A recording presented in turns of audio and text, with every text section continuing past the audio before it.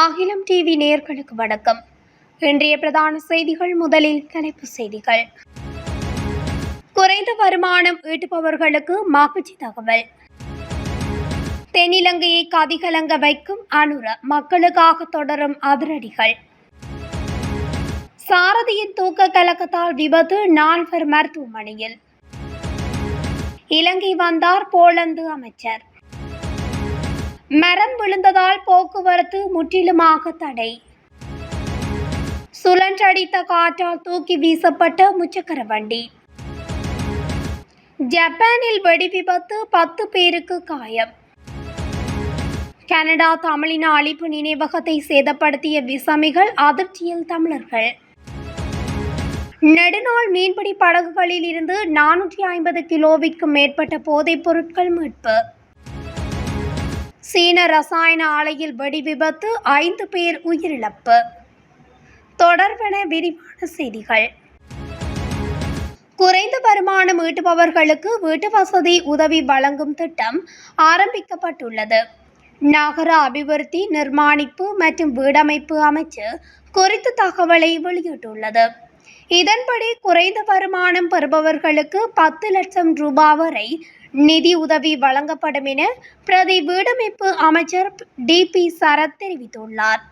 திட்டத்திற்கான பயனாளிகள் தேர்வு கிராம அலுவலர் மட்டத்தில் இருந்து தெரிவு செய்யப்பட உள்ளதாகவும் அவர் குறிப்பிட்டுள்ளார். சமகால அரசாங்கம் மீது மக்கள் கடும் அதிருப்தி அடைந்த நிலையில் முன்னாள் அமைச்சர்களை கைது செய்யும் நடவடிக்கை தீவிரப்படுத்தப்பட்டுள்ளதாக அரசியல் ஆய்வாளர்கள் தெரிவித்துள்ளனர். ஜனாதிபதி அனுரகுமார திசாநாயக்க அரசாங்கத்தின் அரசியல் பொறுப்புக்கூறல் தொடர்பான தேர்தல் வாக்குறுதிகள் நிறைவேற்றப்படுவதில் தாமதம் ஏற்பட்டுள்ளது. இதன் காரணமாக பொய்யான அரசாங்கம் ஒன்று செயற்படுவதாக மக்கள் மத்தியில் கருத்து நிலவி வரும் நிலையில் எதிர்க்கட்சிகளும் அதனை பெரிதாக்கி வருகின்றன.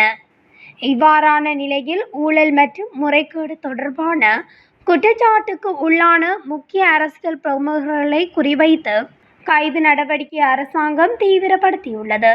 இந்த நடவடிக்கை நீண்டகால நிர்வாக பிரச்சினைகளை தீர்ப்பதற்கும் பொதுமக்களின் நம்பிக்கையை மீட்டெடுப்பதற்கும் உள்ள உறுதிப்பாட்டை சுட்டிக்காட்டுவதாக குறிப்பிடப்படுகிறது.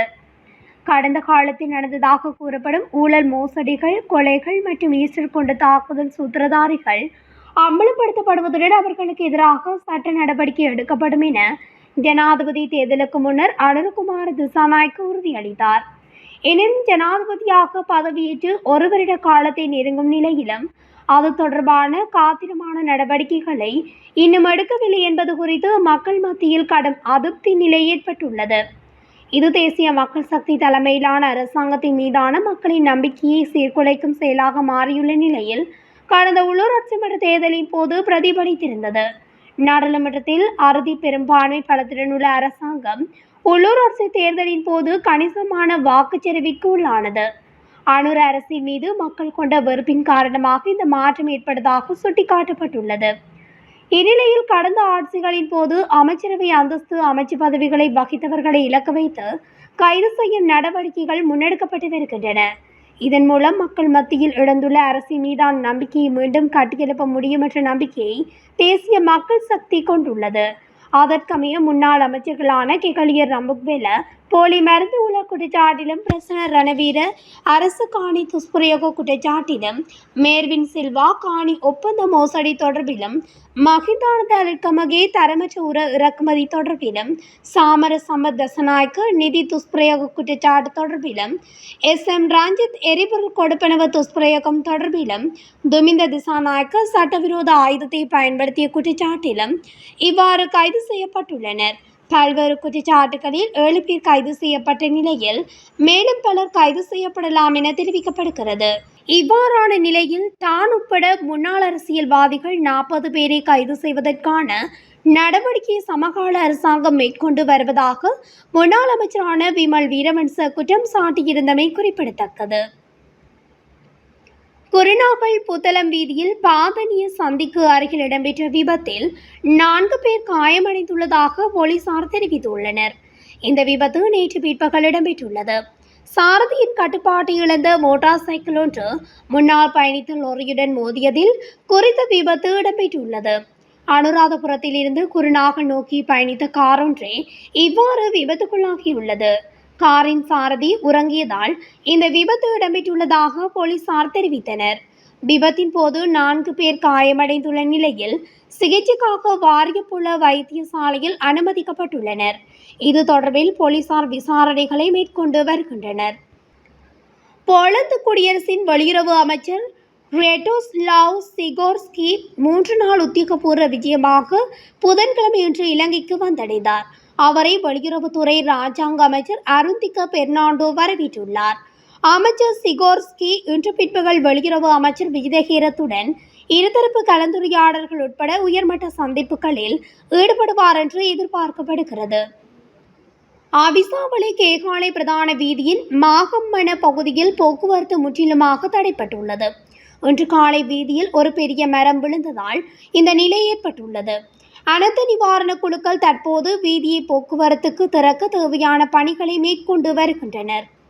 அனுராதபுரத்தில் வீசிய பலத்த காற்று காரணமாக திஸ்ஸவாவிக்கு அருகிலுள்ள வீதியில் நிறுத்தி வைக்கப்பட்டிருந்த முச்சக்கர வண்டியொன்று வாவிக்குள் தூக்கி வீசப்பட்டுள்ளது.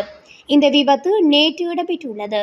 இதனையடுத்து பிரதேசவாசிகள் மற்றும் போலீஸ் உயிர்காப்பு பிரிவினர் இணைந்து முச்சக்கர வண்டியை மீட்டு கரைக்கு கொண்டு வந்துள்ளனர். அதேவேளை நாட்டை சுழவுள்ள பகுதிகளில் பலத்த காற்று மற்றும் கடல் கொந்தளிப்பு தொடர்பில் எச்சரிக்கை விடுத்து இலங்கை வளிமண்டலவியல் திணைக்களம் சிவப்பு அறிவித்தலை விடுத்துள்ளமை குறிப்பிடத்தக்கது.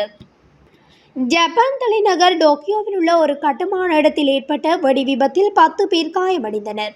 எரிவாயு குழாய் வெடித்ததால் இந்த விபத்து ஏற்பட்டுள்ளதாக வெளிநாட்டு ஊடகங்கள் செய்தி வெளியிட்டுள்ளன. இருப்பினும் விபத்தில் காயமடைந்தவர்களின் நிலை குறித்து தகவல் வெளியாகவில்லை என தெரிவிக்கப்பட்டுள்ளது. கனடா பிரம்ப்டன் நகரில் அண்மையில் திறந்து வைக்கப்பட்ட தமிழின அழிப்பு நினைவகம் சேதப்படுத்தப்பட்டுள்ளதாக கனடா தகவல்கள் தெரிவிக்கின்றன. ஒன்டாரியோ மாகாணத்தின் பிரம்ப்டன் நகரில் உள்ள சிங்க்யூ ஆஸ்கியூ பூங்காவில் தமிழின அழிப்பு நினைவகம் இந்த மாதம் 10ஆம் தேதி உத்தியோகபூர்வமாக திறந்து வைக்கப்பட்டது. ஸ்ரீலங்கா அரசால் மேற்கொள்ளப்பட்டு வரும் தமிழின அழிப்பில் உயிரிழந்தவர்கள் பாதிக்கப்பட்டவர்கள் நினைவாக இந்த தமிழின அழிப்பு நினைவகம் திறக்கப்பட்டது. இந்த நினைவகம் செவ்வாய்க்கிழமை நள்ளிரவுக்கு பின்னர் சேதப்படுத்தப்பட்டுள்ளது. தமது முகங்களை மூடிய நிலையில் இனந்தெரியாத நபர்கள் நினைவகத்தை சேதப்படுத்தியுள்ளதாக தெரிய வருகிறது. இந்த சம்பவம் குறித்து பியல் பிராந்திய காவல்துறையில் முறையிடப்பட்டுள்ள நிலையில் காவல்துறையினர் விசாரணை நடத்தி வருகின்றனர். இந்த சம்பவத்தில் இதுவரை சந்தேக நபர்கள் எவரும் இனம் காணப்படவில்லை என தெரிவிக்கப்படுகிறது.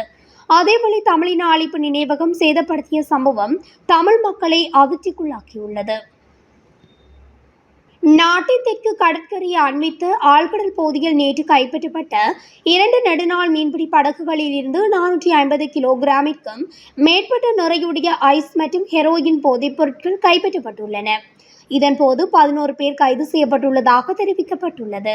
சீனாவின் மிகப்பெரிய ரசாயன ஆலைகளில் ஒன்றில் செவ்வாய்க்கிழமை ஏற்பட்ட வெடி விபத்தில் 5 பேர் உயிரிழந்தனர்.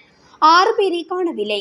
இதுகுறித்து அரசுக்கு சொந்தமான ஜுன்கியூவா செய்தி நிறுவனம் கூறியதாவது: ஷான்டாங் மாகாணத்தில் உள்ள ரசாயன ஆலையில் செவ்வாய்க்கிழமை நண்பகல் திடீர் வெடி விபத்து ஏற்பட்டது. இதில் 5 பேர் உயிரிழந்தனர். 19 பேர் காயமடைந்தனர். விபத்தில் சிக்கிய 6 பேரது நிலைமை குறித்து தகவல் இல்லை. உலகின் மிகப்பெரிய பூச்சிக்கொல்லி தயாரிப்பகமான இந்த ஆலையில் வெடி விபத்து ஏற்பட்டதற்கான காரணம் இன்னும் கண்டறியப்படவில்லை. விபத்து பகுதிக்கு அவசரகால குழுக்கள் உடனடியாக விரைந்து மீட்பு பணிகளை மேற்கொண்டு வருகின்றன என்று அந்த செய்தி நிறுவனம் தெரிவித்துள்ளது.